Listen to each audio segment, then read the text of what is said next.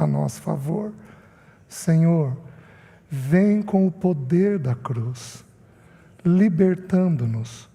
Somos um povo que necessita da Tua libertação. Por isso, nos visita nessa manhã com o poder da Tua palavra, com o poder da obra da cruz, com o poder da sã doutrina. Vem sobre nós nessa manhã e liberta os nossos corações, para que nós sejamos filhos totalmente livres. Nós oramos em nome de Jesus. Amém. Meus queridos, o meu encargo tem sido, no livro de Tito, a palavra educando-nos, e eu estou trabalhando como que os nossos afetos nos limitam. Nós temos muitas emoções, ansiedade, tristeza, culpa, desânimo, angústia. Nós temos muitas emoções e todas elas, medo, e todas elas são emoções limitantes que impedem o avanço da obra do Senhor dentro dos nossos corações. Então, se as nossas mentes e os nossos afetos não forem santificados, nós não conseguimos avançar. Nós podemos permanecer por anos numa mesma lição, quando poderíamos ter aprendido elas um pouco antes. Tem lições que demoram, é uma verdade. Tem lições que são de longo prazo dentro de nós, mas tem lições que poderiam ser mais curtas se nós entendêssemos aquilo que o Espírito Santo está fazendo nas nossas vidas. Para eu falar do desânimo ou da depressão no adulto, eu preciso fazer menção de duas coisas, que são assuntos importantes, porém extensos. Mas eu vou apenas fazer a menção deles. O primeiro, existem 32 menções, se não me falha a memória, ou são 36 menções no Novo Testamento de o Deus e Pai. O Deus e Pai. O Deus e Pai. Uma delas está na segunda epístola aos Coríntios, já no primeiro capítulo, no versículo 3, ele vai dizer: o Pai de misericórdias e Deus de toda consolação. Você não vai ajustar a sua mente no Senhor, muito menos o seu afeto, se você não entender a soberania de Deus e a paternidade de Deus. Você não vai ajustar. São temas essenciais para o equilíbrio da alma. Nós precisamos entender que não cai um fio do nosso cabelo sem que Ele o permita. Você acha que você teria uma dor à noite sem a permissão dEle? Você acha que você teria um pensamento recorrente, ou se eu for dar uma de psicólogo, um pensamento intrusivo, que hoje é muito falado? Você acha que você teria um pensamento, uma fortaleza mental sem a permissão de Deus? Deus governa tudo. O John Piper chega ao ponto de dizer, alguns o consideram exagerado, e ele não é exagerado, ele apresenta uma sã doutrina. Alguns, o John Piper chega a dizer que Deus governa a bolha da Coca-Cola. Então, na hora do almoço, você lembre da soberania de Deus. Se você tomar Coca-Cola. Então, Ele governa todas as coisas. Ele sabe a família que te pôs. Ele te deu um nome. Jeremias, ele diz assim: eu te chamei pelo nome, quando você estava no ventre da tua mãe.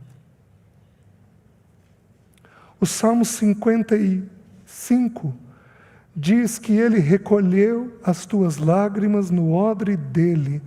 Porventuras não estão elas escritas no livro da vida? Ele escreve a nossa vida. Ele cuida de nós. Ele é um Deus soberano, que tem domínio de todas as coisas sobre o universo. E se isso não ficar instalado dentro de você com clareza, se o Espírito Santo de Deus não te visitar, te mostrando isso com muita clareza, meu querido, você tem desespero. Você tem completo desespero. Deus fez uma coisa curiosa comigo. Só eu sou convertido na minha família de origem. E o meu pai foi um homem ímpio, ele entregou a vida ao Senhor um pouquinho antes da morte dele, então morreu salvo, porém sem realidade. Mas o meu pai, eu tinha uns 6 anos de idade, ele chegou em casa, chamou minha mãe era bem branquinha, ele falou assim: nega, a partir de hoje nós não comemos enquanto nós não lermos um trecho da Bíblia. Então eu fui apresentado à Bíblia aos 6 anos de idade. Aos 5 anos eu fui apresentado numa vidraçaria um quadro de Noé. E eu olhava aquilo, 5 anos de idade, olhava e olhava e olhava. Hoje eu entendo que era o Senhor me atraindo. E aos 6 anos eu fui apresentado à Bíblia. Aos 8 anos, um tio meu foi almoçar em casa e zombou do meu pai. Meu pai virou para ele e falou assim: João, tudo que a Bíblia diz é verdade. Aos 9 anos, eu tenho uma irmã doente que desenvolveu esquizofrenia. E foi sofrimento para o meu pai e para minha mãe. E ali, o meu pai, na pouca fé que ele tinha, ele foi me ensinando sobre a soberania de Deus. Filho, Deus sabe tudo, conhece tudo, sabe a realidade da tua irmã, sabe o que está fazendo. E foram as primeiras conversas que eu tive com o meu pai aos 15 anos de idade, sobre a soberania de Deus. Aí Deus me traz o Paulo Bornelli, que aí começou a me falar com muita clareza, aos 22 anos de idade, a respeito da soberania de Deus. Mas ele mergulhou tão fundo que eu falei: Paulo, para de pôr minhoca na minha cabeça. Ele virou e respondeu assim: não estou pondo minhoca nenhuma, só estou mexendo com as que estão aí dentro. E meus queridos, aos 23 anos tive uma crise severa de ansiedade e de depressão, mas uma crise severa.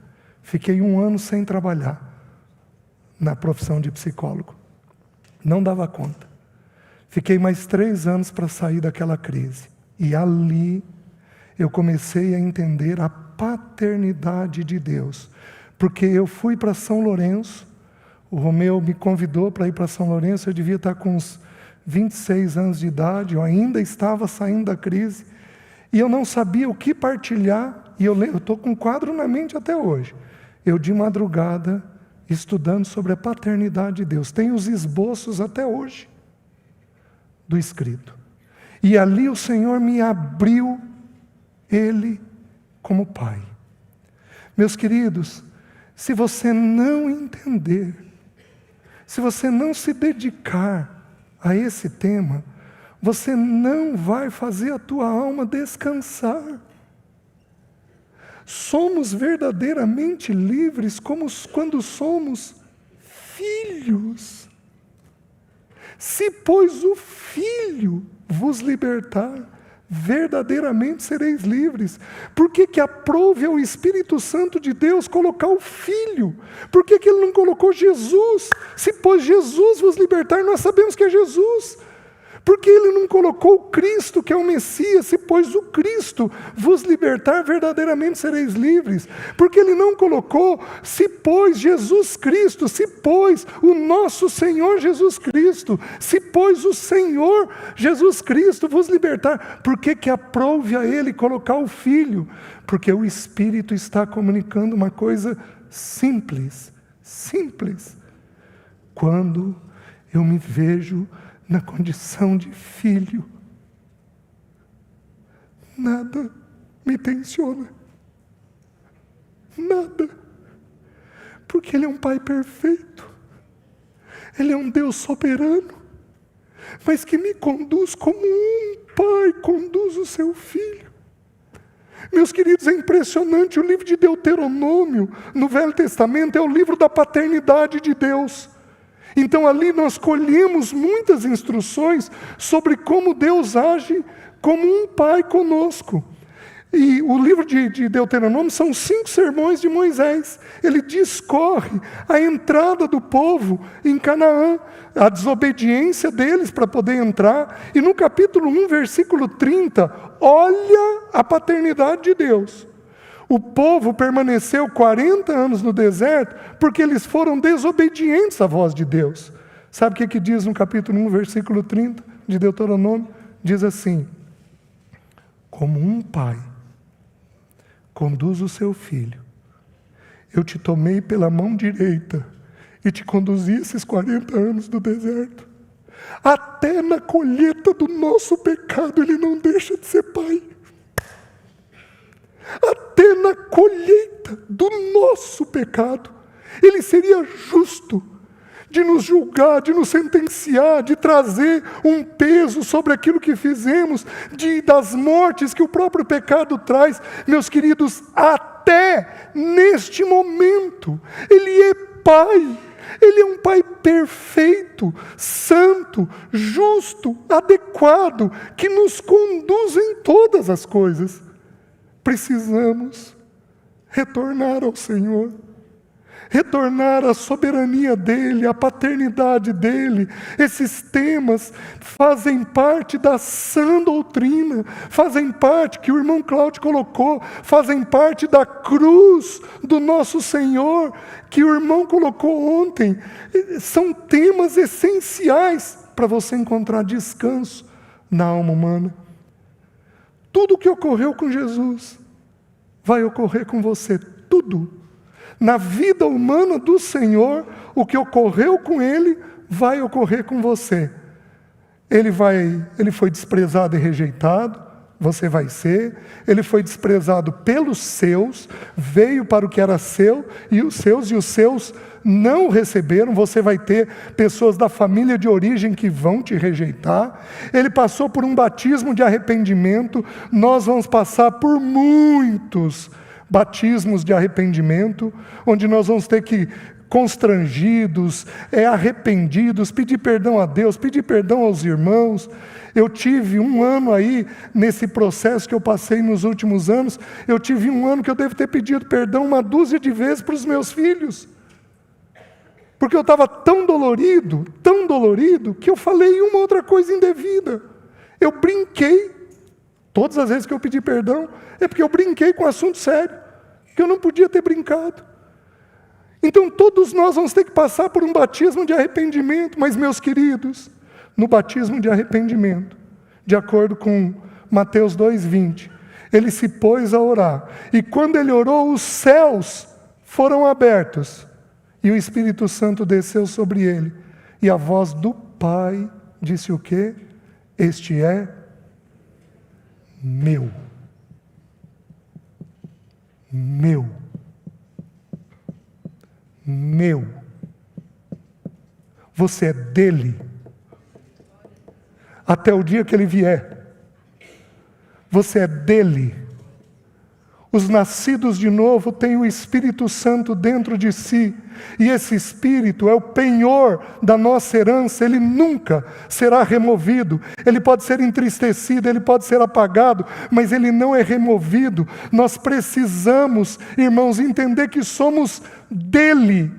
Todo aquele que o Pai me dá, de forma alguma lançarei fora. Nós precisamos aprender a vê-lo nas situações da vida. Daqui a pouco eu vou abrir com os irmãos os textos que falam a respeito de desânimo. A grande maioria dos textos, com exceção de um, falam de circunstâncias externas. Então nós temos circunstâncias externas que agem sobre a nossa vida interna e nós simplesmente nos perdemos. Por quê? Porque não conseguimos ter o entendimento de que somos dele. Nada está fora do governo dele. Nada está fora do amor dele. Nada. Nada. Nada. Eu tenho tanta segurança nisso. mas tanta segurança, à medida que ele foi trabalhando os anos. Mas eu vou contar uma experiência onde eu fui questionado do amor de Deus. Está fazendo 5 anos que eu e a Alessi estivemos aqui. Foi em 2020. E naquele ano a Alessi adoeceu em junho e ela faleceu em agosto. E a Alessi, o câncer penetrou na medula óssea. A medula é a fábrica do sangue. Então, a medula sobrecarregou e a medula não conseguia produzir os elementos para o sangue. Então, tudo entrou em baixa. Então, ela sangrava, ela não conseguia respirar, porque me fugiu o nome, a propriedade que leva o oxigênio não existia. Então, ela começou 1 mês e meio.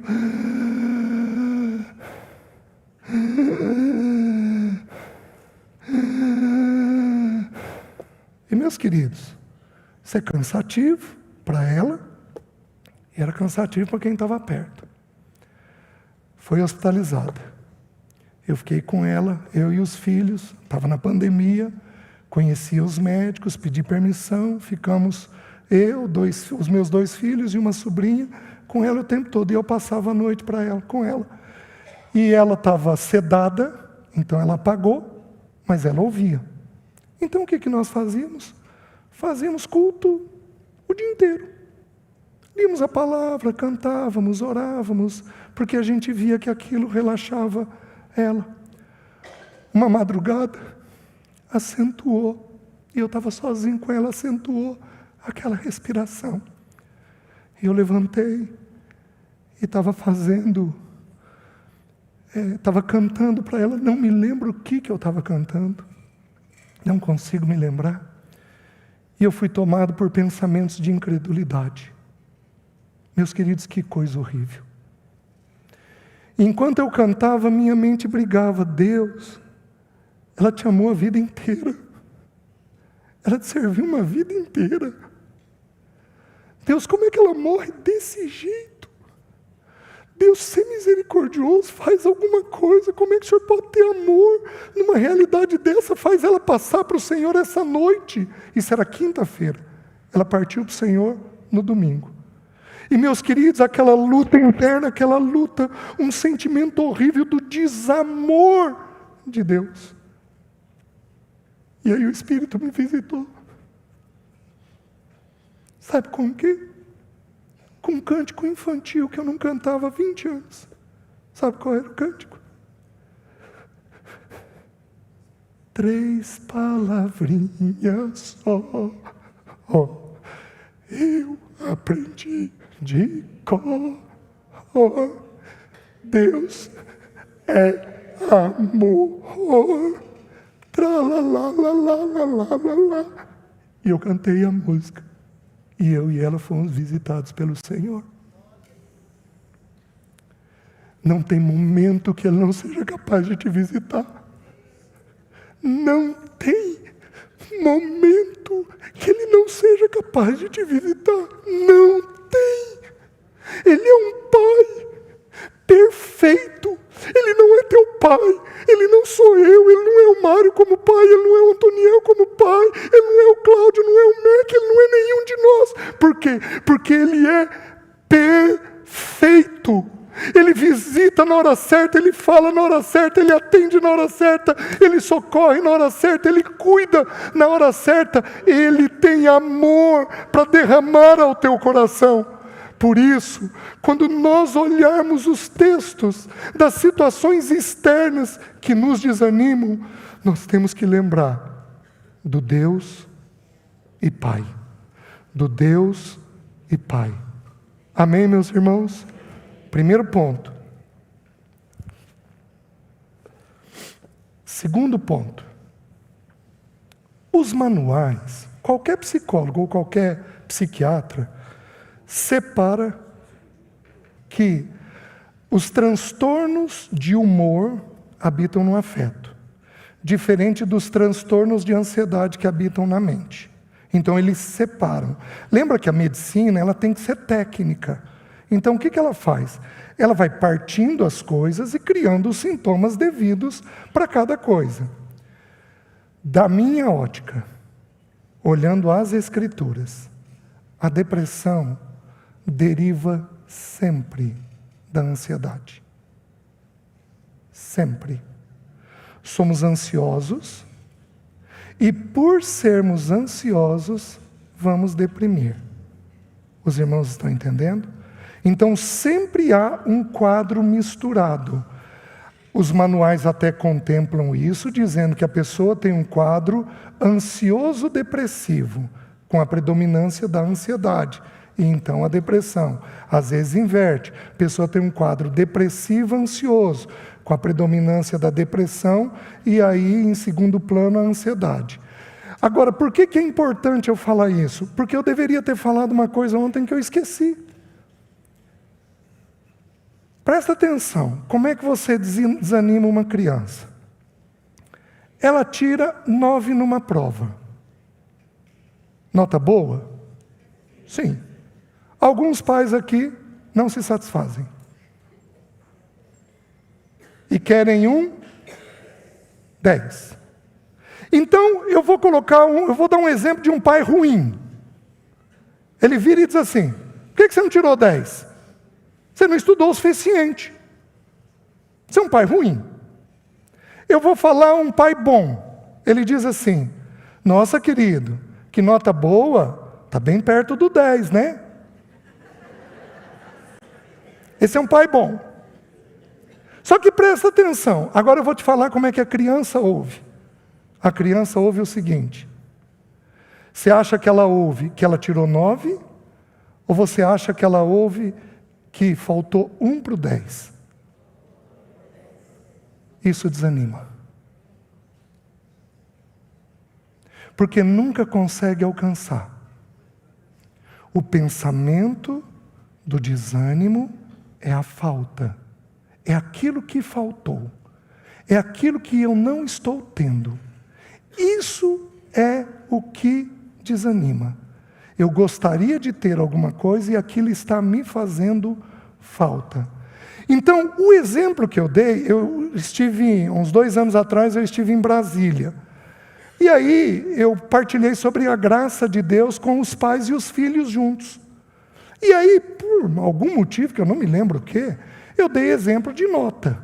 Eu falei do pai: filho, querido, o teu filho tira uma nota baixa. O que você fala? Você briga com ele, você não estudou o suficiente. Eu vou abrir as possibilidades. E se porventura ele está com vírus de gripe incubado no dia da prova? Você acha que ele vai fazer a prova com a mesma destreza? E se você brigou com tua esposa e ele está com medo de vocês separarem, você acha que ele vai fazer a prova com a mesma habilidade? E se porventura vocês estão com dificuldade financeira e ele está assustado como criança, você acha que ele vai fazer a prova na mesma capacidade? Então tem tanta alternativa. E se vocês viajarem e o tempo de estudo dele foi curto? E se vocês tiveram 2, 3 aniversários aqueles dias e ele não pôde estudar o necessário, você acha que ele vai tirar a mesma nota? Tá bom, falei isso daí. Falei domingo de manhã, domingo à noite preguei, terminou o evento, estava um grupo de irmãos reunidos, vem uma criança correndo, 2 crianças, de 10 e 11 anos. Ô tio. Eu falei: o que foi, querido? Na frente dos pais. A gente queria te agradecer. Eu falei: querido, por quê? Porque o senhor falou de nota. Eu falei: pai ouvindo. Teu pai tinha comido na casa do irmão. Ô sujeito irresponsável. Virei para a criança sabendo a resposta e perguntei: o teu pai exige nota? Ele exige. Que nota que ele exige? 10. O pai virou e falou: não, é 9.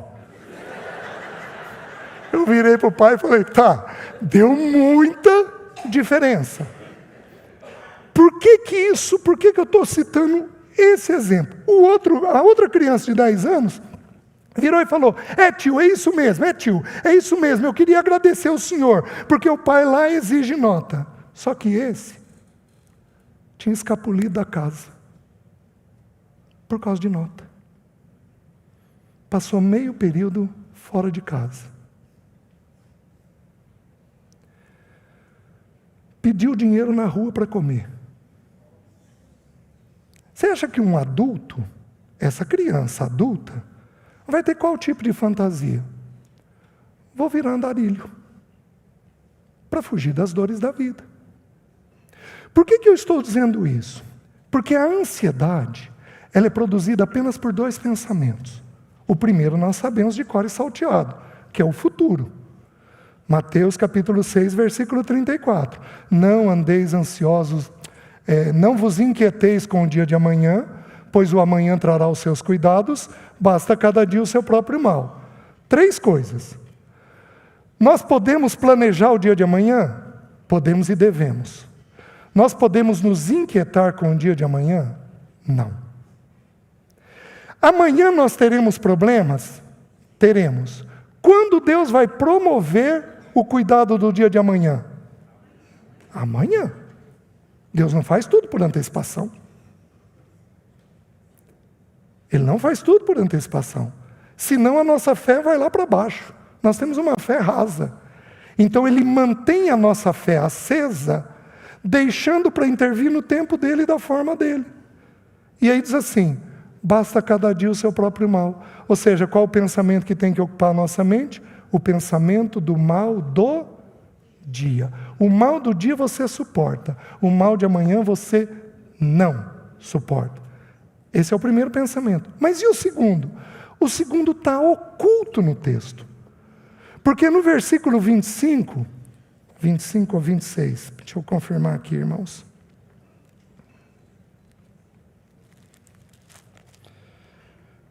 No versículo 26 ele diz assim, observai as aves dos céus, não plantam, não colhem.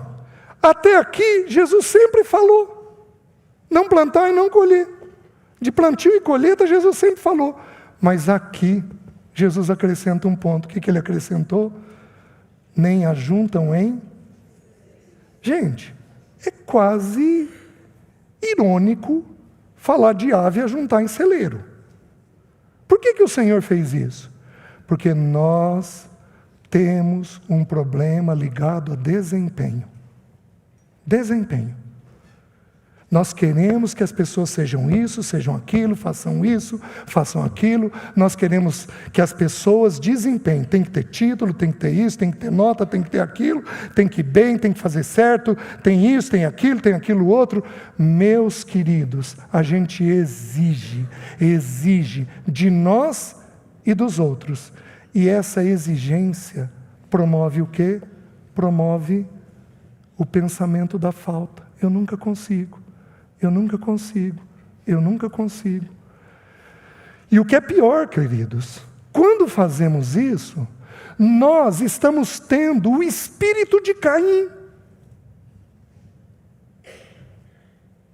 Por que eu digo que a gente está tendo o espírito de Caim?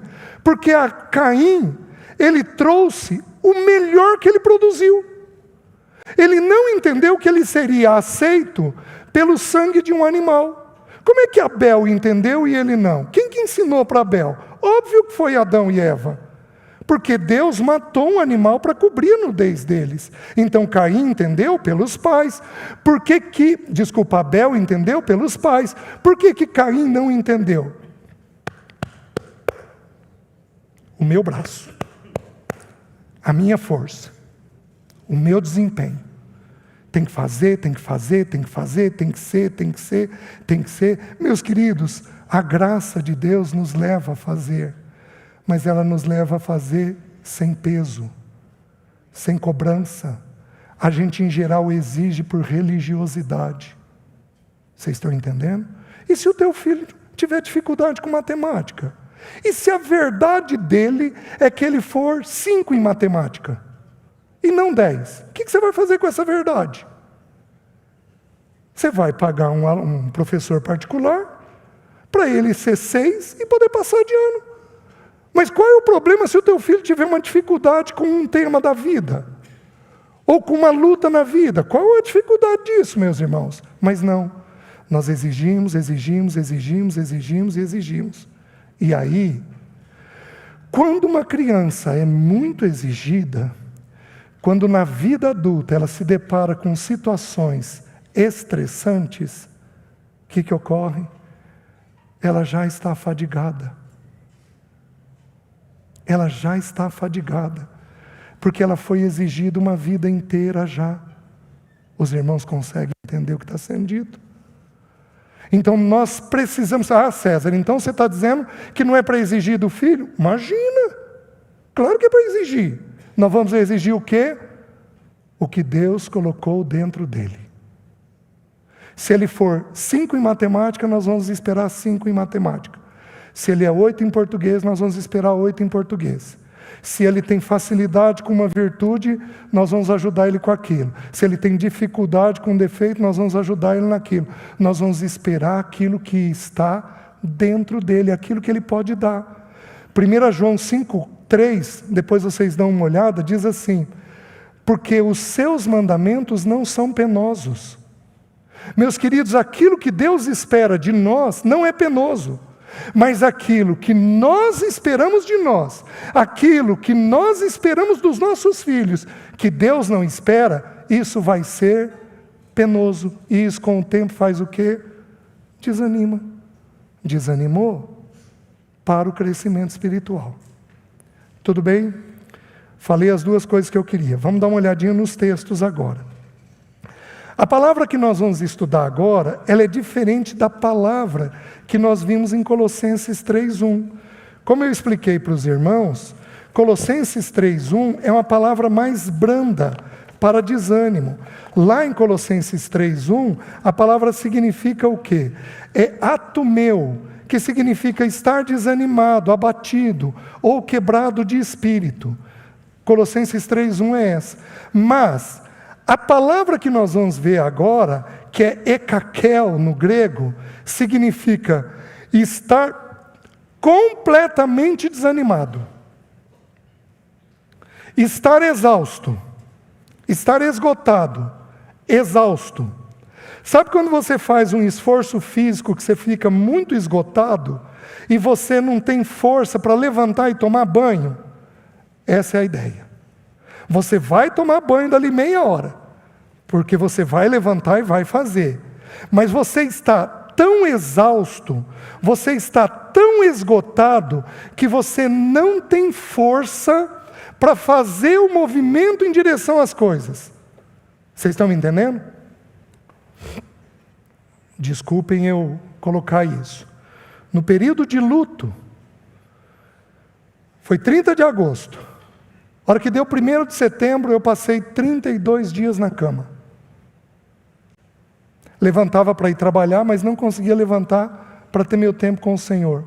Eu acordo muito cedo, tenho meu tempo com o Senhor, exercito. 32 dias. Início de janeiro passou. Fevereiro, outros 32 dias. Passou. Junho, 16 dias.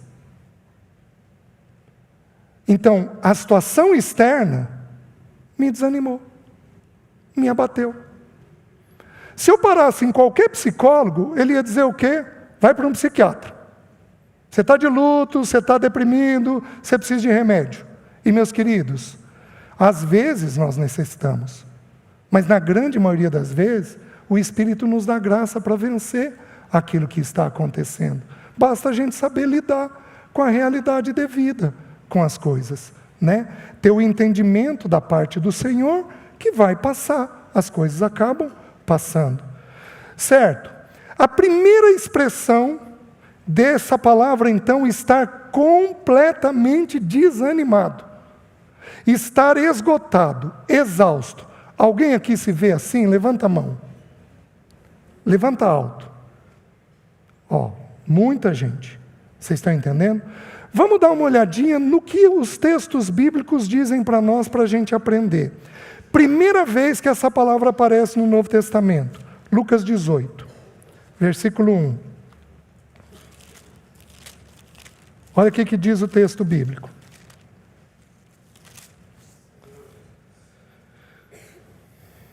Disse-lhe Jesus uma parábola sobre o dever de orar sempre e nunca esmorecer. essa palavra esmorecer é desanimar. O dever de orar sempre e nunca desanimar.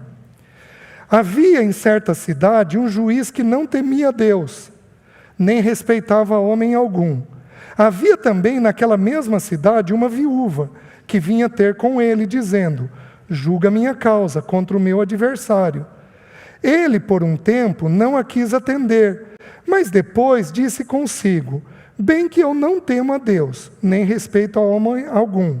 Todavia, como esta viúva me importuna, julgarei a sua causa, para não suceder que, por fim, venha molestar-me. Então disse o Senhor: considerai no que diz esse juiz iníquo.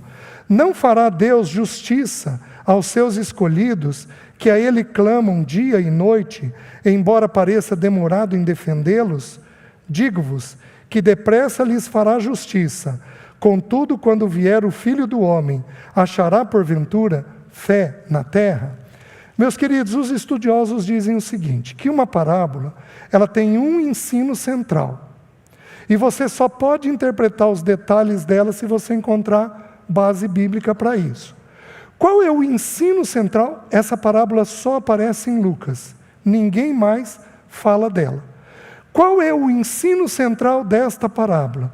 O ensino central é que nós teremos assuntos que precisam de julgamento. E Deus, Pai, nos visitará num determinado momento e julgará aquela situação. Esse é o ensino central. Mas eu vou me permitir olhar mais um ou outro detalhe da parábola que encontra uma base para nós. Por que Deus usou a figura de uma viúva? Porque uma viúva, nas Escrituras, tem o sentido do desamparo. Então, as exortações na Bíblia é de que a viúva e os órfãos precisam ser cuidados. Precisam. Quando a família tem viúva, a família precisa cuidar. Quando a viúva é verdadeiramente viúva, ou seja, não tem o marido, não tem filhos, não tem netos, não tem família de origem, ninguém, a igreja precisa cuidar dela como uma viúva. Esse é o ensino. No Velho Testamento, há muitas exortações de Deus visitando a viúva, visitando os órfãos. Jó, quando foi falsamente acusado pelos 3 amigos dele, foi dito isso no capítulo 42, vocês disseram de Jó o que não era verdade. Uma das acusações que eles fazem, se não me engano no capítulo 24, é de que Jó não assistiu às viúvas e oprimiu os órfãos, o que era uma mentira sobre ele. Então, assim, a viúva, ela tem a ideia nas Escrituras do desamparo. Então, o que o texto bíblico está nos ensinando? O texto bíblico está nos ensinando que haverão situações para todos nós em que nós vamos estar completamente desamparados. Você já tentou o pastor, não resolveu. Você já tentou o psicólogo, não resolveu. Você já tentou o médico, não resolveu. Você já tentou um amigo, não resolveu. Você não sabe mais o que fazer. Qual era a situação da viúva? Nós não sabemos. Ela tinha, o texto bíblico ensina, um adversário. Essa palavra adversário, ele pode significar um oponente. Então ela podia ter alguém que fazia oposição. Presta atenção. Tem pessoas que não gostam de você. Preste atenção. Tem pessoas que não gostam de você. Como o Senhor Jesus teve pessoas que não gostaram dele. Presta atenção. Tem muitas pessoas que não gostam do Filho de Deus habitando em você. Tem pessoas que não gostam de nós porque nós fizemos coisas erradas contra eles. Mas tem pessoas que não gostam de nós sem nós termos feito absolutamente nada. A mesma coisa houve com o nosso Senhor Jesus. Todos nós teremos oponentes. Pode ser que essa viúva tivesse um oponente, mas o texto também diz que pode ser um oponente em caso de lei. Ou seja, não é apenas um oponente, mas levou aquela viúva num tribunal. Você pode ser acusado injustamente. Qualquer um de nós pode, meus queridos, ser acusado injustamente. Os irmãos estão entendendo? E aí, o ímpeto nosso inicial é fazer justiça com as mãos. Mas o que o texto bíblico ensina? O texto bíblico ensina que essa mulher ficou importunando. O que é importunar no texto bíblico? No versículo 5, ele falou assim: todavia, como essa viúva me importuna. O que é importunar? Ato de bater no peito com aflição e tristeza. Surra. É um labor, um aborrecimento. Então, ele se sentia aborrecido, ele era ímpio, ele não temia a Deus. Quantas irmãs aqui, os filhos, não casaram com alguém errado? E aquela pessoa virou um oponente. Vocês lembram de Rebeca e Isaac? Lembra que Esaú tomou mulheres cananeias que foram amargura para os pais. Então nós podemos ter pessoas que desviam os nossos do caminho, que são oponentes. Nós podemos ter pessoas que intentam o mal. Nós podemos ter pessoas que querem nos roubar, querem nos lesar. Qualquer um de nós pode ter pessoas assim. E meus queridos, a situação pode nos assustar de tal maneira que aquilo vai exaurir a gente. Aquilo vai deixar a gente exausto. Qual é a boa notícia? A boa notícia diz o seguinte: então disse o Senhor, considerai no que diz este juiz iníquo. Essa mulher me aborrece. Vou julgar a causa dela. Vou liberar ela, porque ela está me aborrecendo. Considerai no que diz o Senhor, não fará Deus justiça aos seus escolhidos, que a Ele clamam dia e noite, embora pareça demorado em defendê-los? Meus queridos, o teu Deus, Ele é o Deus da justiça. Ele é o reto juiz. Ele é o reto juiz. Ele é o reto juiz. Ele julgará a tua causa, de uma ou de outra maneira. Ele julgará a tua causa. Eu sou um privilegiado. Esses dias uma viúva, eu acompanhei ela por muitos anos, uma viúva sofrida, cheia de dor no corpo, o marido um problemático, complicado, adúltero. Eu virei para ela e falei: filha, você não vai se resolver se você não separar, porque ele te judia demais. E ela não separou. Por quê? Porque Deus queria enviuvá-la. Então, homens,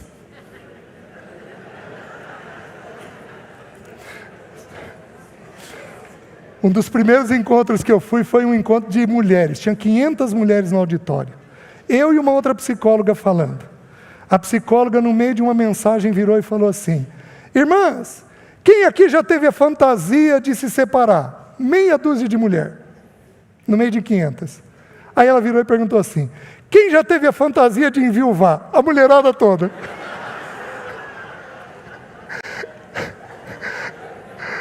É óbvio que aqui não é assim, é óbvio, né? O fato é que a morte resolve muita coisa, né? A fantasia da morte. Queridos, Deus faz justiça. Não deixa a tua ira tomar conta de você. Deus faz justiça. Só que eu vou citar uma porção das Escrituras que eu entendo que é muito importante você compreender. 1 Timóteo 5,24, eu vou citar para vocês. Os pecados de alguns homens são notórios e levam a juízo, ao passo que os de outros só mais tarde se manifestam. Entende o que eu vou te dizer? Deus vai julgar toda causa desta terra, mas algumas causas Ele só vai julgar na eternidade. Vou te dar um exemplo bíblico. João Batista foi preso. Ele foi preso de forma justa ou injusta? Ele era profeta. E naquela época ser profeta é ter risco de vida.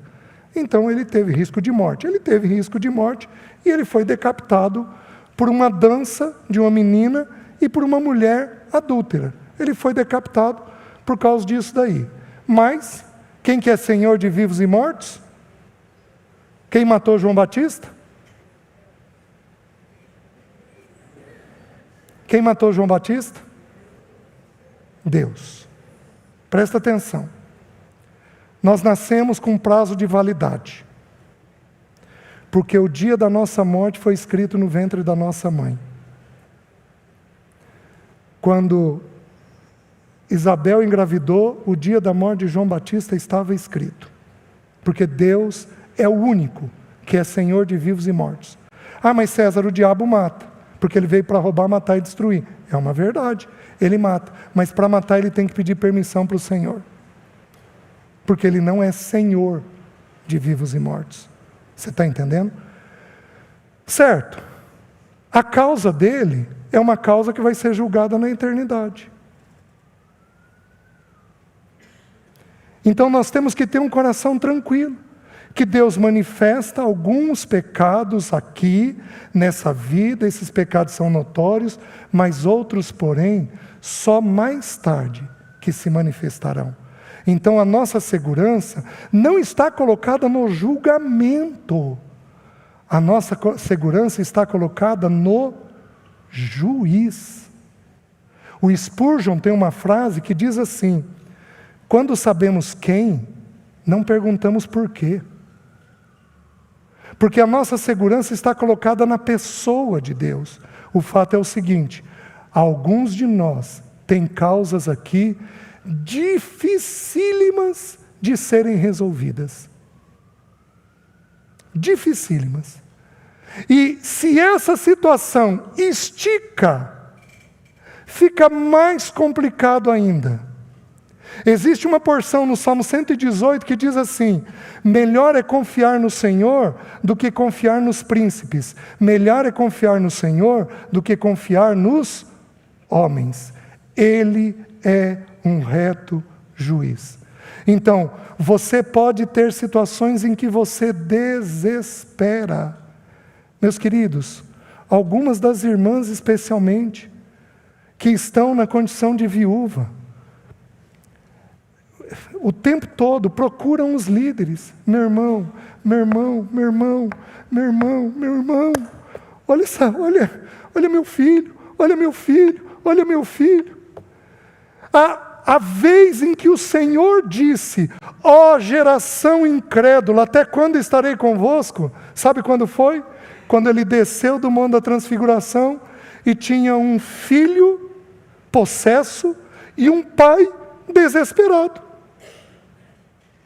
Ele vira para o Senhor e diz: Senhor, eu trouxe para os teus discípulos, mas eles não puderam expulsar o demônio.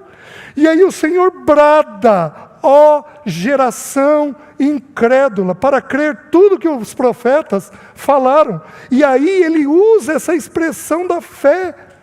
Por quê? Porque faltou fé nos discípulos para poder expulsar aquele demônio. E o Senhor então diz uma coisa simples, descrita em Lucas, diz assim: traze-me teu filho. Alguns de nós aqui temos sofrimentos profundos por causa dos nossos filhos. Profundo. profundo. Porque tentamos de um jeito e não resolve, tentamos de outro e não resolve, tentamos falar e não resolve, tentamos brigar e não resolve, pedimos ajuda e não resolveu, pedimos para o líder ajudar e não resolveu, pedimos para um amigo, pedimos para um avô ajudar e simplesmente não resolve. Temos desespero. Somos como essa viúva, desesperados, exaustos, para que o Senhor faça alguma coisa. Então lhes ensinou o Senhor uma parábola sobre o dever de orar sempre e nunca esmorecer. O que nós vamos fazer? Traze-me teu filho. Todo dia. 1, 2, 3 vezes por dia. Nós vamos trazer o filho aos pés do Senhor. E, meus queridos, haverá um momento em que os céus se abrirão. E o Espírito Santo de Deus vai visitar os nossos filhos. Haverá um dia. O teu papel é orar a esse Deus perfeito, reto juiz, Pai de misericórdias, Deus de toda consolação. O teu papel é esse, para que você não desanime. Amém? Segunda porção. Bom, eu já vi que eu não vou concluir, então eu vou devagar. Tá? Porque aí eu não vou apressar. 2 aos Coríntios, capítulo 4, versículo 1. Meus queridos, qual é a igreja mais infantil do Novo Testamento? Corinto. Um povo difícil. Um povo difícil. Paulo tem que falar sobre a divisão que eles tinham. Eu sou de Paulo, eu sou de Cefas, eu sou de Apolo. E alguns chegavam a dizer, eu não sou de ninguém, eu sou de Cristo. Como se Paulo, Cefas ou Apolo não fossem de Cristo. Eram mais soberbos ainda, escondidos na pessoa de Cristo, né?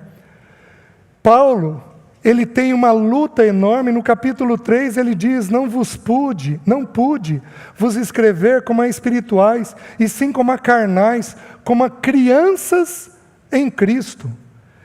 Criança agitada. O povo de Corinto era criança agitada, criança difícil. Sabe aquela criança agitada? Tem criança que é hiperativa, sobe, desce, anda, fala. Você não tem parada, você tem que estar olhando o tempo inteiro. Paulo tinha essa situação com a igreja de Corinto. Ele tinha que falar sobre litígio, sobre julgar, levar os irmãos em litígio. Ele tinha que falar sobre comer comidas sacrificadas a ídolo. Ele tinha que falar sobre a ceia, a gula que alguns tinham na ceia. Ele tinha que dar instrução sobre o reunir. É cada um para falar de vez, não é para ter um atropelo entre todo mundo. Ele tinha que falar sobre o amor. Ele tinha que esclarecer a respeito do amor. Ele tinha que falar sobre a soberba que existia no meio do povo, porque ele diz assim no capítulo 8 da primeira carta, ele diz assim, o saber ensoberbece, mas o amor edifica. Isso está de acordo com o que o irmão Cláudio acabou de partilhar, informação. Meus queridos, verdade que entra, é para chegar nas mãos, na nossa conduta, é uma lição por vez. Não é para ter um cabeção desse tamanho. Tem irmãos que têm um cabeção desse tamanho e tem uma mão mirradinha, porque não prestam nada ao Senhor, não tem serviço nenhum ao Senhor, mas tem informação desse tamanho. Nós tivemos igrejas onde eu já reuni em Maringá, que diziam que não havia no país pessoas para ministrar a eles. Que arrogância, que peso, que altivez, que loucura. O saber ensoberbece, mas o que edifica é o amor. Então, nós temos uma igreja em que Paulo tem que ensinar eles a amar. Faz desse jeito, faz daquele jeito, faz daquele jeito. E aí, neste contexto, olha o versículo. Pelo que, tendo este ministério, segundo a misericórdia que nos foi feita, não desfalecemos. Presta atenção. Paulo está falando como um líder que tem um ministério. E deixa eu dizer para vocês, eu vou pregar para todos, mas em especial para os líderes, porque o texto diz que nós podemos desanimar no ministério.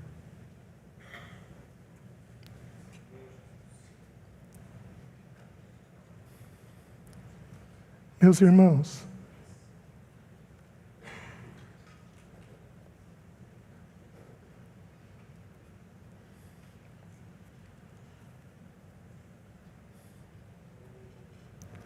como que a gente fala dos líderes? Como que a gente fala mal dos líderes? Como que a gente desrespeita os irmãos? Onde é que nós estamos com a cabeça? A Bíblia diz assim: lembrai-vos dos vossos guias. Eles são para ser lembrados em oração, porque eles velam pela nossa alma, de acordo com Tessalonicenses. Líder é para receber oração diariamente. Meus queridos, eu me sinto completamente livre, porque eu estou num momento em que o meu serviço ao Senhor é viajar e ministrar e atender os irmãos. Esse é o meu serviço ao Senhor. Eu não estou como presbítero, eu não estou servindo ao Senhor como presbítero, mas você tem noção de quantas vezes eu parei no hospital quando eu estava como presbítero? Teve uma vez que eu parei no hospital sempre com a pressão alterada. Teve uma vez que eu parei no hospital por causa da igreja. O meu corpo tremia inteiro. O médico ficou assustado. Achou que eu estava tendo uma convulsão, que eu ia ter um AVC. Uma vez parei no cardiologista com a pressão a 22/16. Uma outra vez a pressão ficou a 19/16. 3 meses. Tudo ligado ao serviço do Senhor. Os irmãos não têm noção do peso que é um líder, ou para a família dele. Os irmãos não têm noção do que é. Meus irmãos, eu para vir para cá, eu tive que cuidar a semana passada, porque o diabo ataca ou a semana antes, ou a semana seguinte do evento. Isso vai ocorrer comigo, com o Mário, com o Mac, com o Cláudio, com o Antoniel, que está nos servindo, com alguns dos jovens, com aqueles que estão na organização. Nós seremos atacados espiritualmente. O último evento que eu fui, eu não fui atacado, mas os meus pacientes.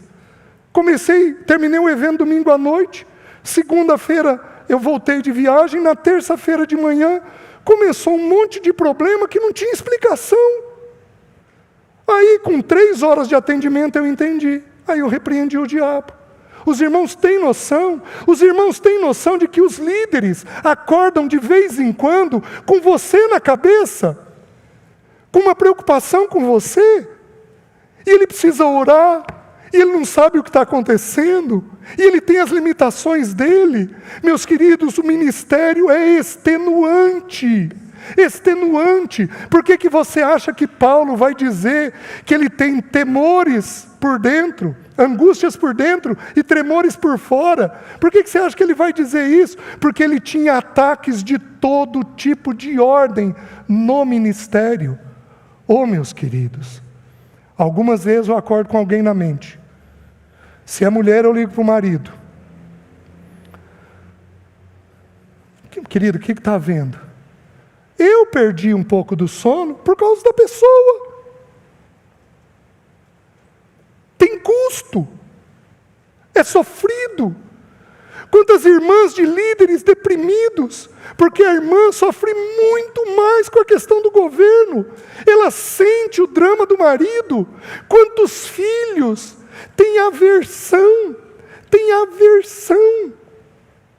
Por quê? Porque veem que os pais tentam, e ninguém respeita, ninguém valoriza. Meus queridos, isso precisa ser resolvido. Isso precisa ser resolvido. Por quê? Porque esses irmãos que são líderes, eles precisariam ser guardados por nós. Vocês se lembram de Davi, quando ele foi numa das frentes de batalha e ele quase morreu? O que os irmãos determinaram? Você não vai mais para a batalha, porque você é para nós como um príncipe do Senhor. Meus irmãos, os líderes precisariam ser guardados nos cuidados nossos. Eu faço isso, de muitas formas, mas de muitas formas. Eu oro, eu contribuo, eu compro coisas para eles que eu não tenho. Você sabe quanto custa um bom livro?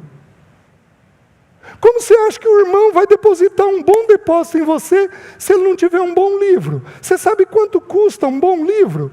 Você acha que dá para tirar do salário normal, da contribuição normal que ele recebe? Meus queridos, nós precisaríamos ter mais sensibilidade. Quando os irmãos têm um evento, em geral, quem são os primeiros a receber os outros?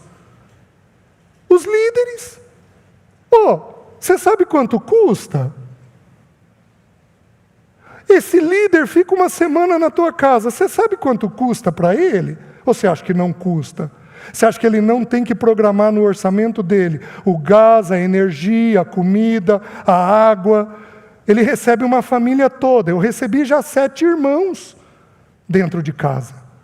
Você acha que não custa para ele? Meus irmãos, nós precisaríamos ser um bálsamo para os nossos líderes. Nós precisaríamos ser um bálsamo para os nossos líderes, porque eles velam por nós, eles oram por nós, eles se dedicam ao Senhor por nós, e eles são tão pecadores quanto nós. Ou você se acha melhor que ele? Eu digo com toda a autoridade, daqui a pouco eu vou embora. Estou numa paz. Paulo chega a dizer, seria muito recolhermos os bens materiais quando nós vos damos os bens espirituais. Meu querido, o que é maior? O bem material ou o bem espiritual? Oh, meus queridos. E líder, o texto está dizendo, por isso, não desanimamos. O ministério é extenuante, é esgotante, mas eu preciso que você decore primeiro a João 5,3. Os meus mandamentos não são penosos. Algumas das esposas dos líderes e dos filhos estão esgotados. Por quê? E alguns dos líderes estão esgotados por quê? Eu vou usar a própria epístola de Paulo aos Coríntios. No capítulo 10, abra lá por favor, 2 aos Coríntios, capítulo 10, versículo 13 e 14. Diz assim: nós, porém, não nos gloriaremos sem medida, mas respeitamos os limites da esfera de ação que Deus nos demarcou e que se estende até vós. Porque não ultrapassamos nós os nossos limites, como se não devêssemos chegar até vós, posto que já chegamos até vós com o Evangelho de Cristo. Meus queridos, minhas irmãs, esposas de líderes, os líderes aqui presentes, presta atenção no que eu vou te dizer. Alguns de nós desanimamos porque nós assumimos tarefas que Deus não tem para nós. Aí não tem jeito. Porque o que não pesa é dentro do limite dele. O que está no escopo que ele criou, no limite que ele criou, ele derrama graça. Mas se você assumir uma tarefa que ele não deu, você não vai dar conta. Eu vou dar uma experiência minha de muitos anos atrás. Talvez aí cerca de 30 anos atrás, talvez menos, 25 anos atrás. Eu estava bem resolvido no Senhor, caminhando muito bem, todos os pecados confessados, tudo em ordem na vida. De repente comecei a ficar triste. E aí fui tomado por... Eu sou muito sensível. E aí eu fui tomado por tristeza. E aquela tristeza não resolvia. E sentei no casamento, conversei para ver o que era, o que não era, não achei nada de errado dentro de mim. De repente o Espírito Santo deu uma clareza. Eu estava atendendo mais suicidas do que eu dava conta. Suicida é muito cansativo de atender, porque você tem que ficar em atenção com ele o tempo todo. E aí, eu estava atendendo mais do que eu dava conta. E aí eu comecei a ter tristeza. Aqueles líderes aqui que aconselham, presta atenção, aconselhar é um tubo de 1 polegada sugando energia. Assim como uma pregação ungida, você sai extenuado dela. Não é fácil. Meus irmãos, sabe o que os estudiosos dizem? Você sabe quantas horas você precisa de estudo para 1 hora de pregação? Nos irmãos que eu leio, são 8 horas de estudo. Ou seja, o irmão Mac vai partilhar 5 mensagens. Ele vai partilhar 5 mensagens de 1h15. Ele vai partilhar 6 horas. 6 vezes 8, 48. O irmão Mac precisou estudar 48 horas para estar aqui. Eu estou desconsiderando o tempo de jejum e de oração, de jejum e de consagração para estar aqui. Ou seja, ele teve que tirar 2 semanas da vida dele, de trabalho, para esse momento conosco. Isso é extenuante. Isso precisaria ser levado em alta conta. É um privilégio nosso, mas isso precisaria ser levado em alta conta. Então aí o ministério gera um desfalecimento. E aí eu vou encerrar, mas eu vou citar o texto que nós vamos iniciar amanhã de manhã. Capítulo 4, versículo 16, diz assim: por isso, não desfalecemos.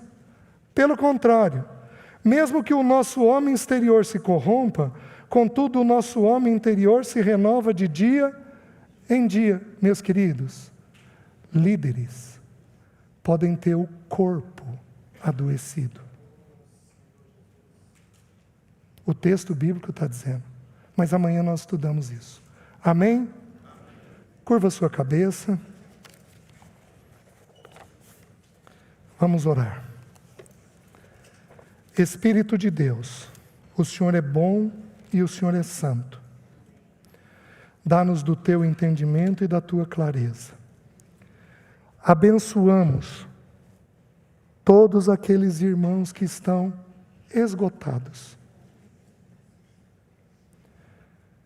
Irmão, fica com a sua cabeça curvada. Eu vou pedir para aqueles que se encontram nessa condição, completamente desanimado, esgotado ou exausto, para se colocar de pé. Eu vou pedir porque eu quero orar por você. Amém, amém, amém, amém, amém, amém, amém, amém, amém, amém, amém, amém, amém.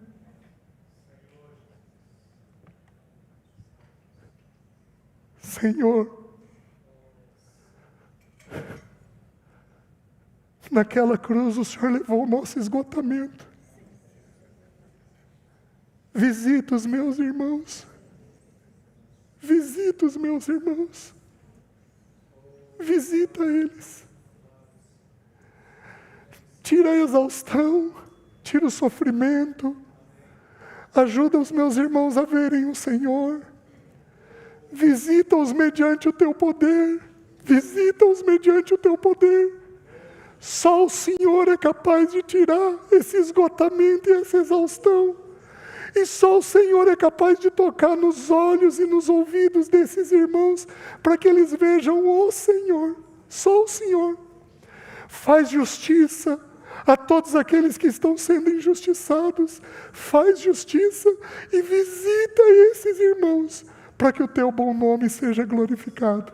Nós oramos em nome de Jesus. Amém. Amém, irmãos.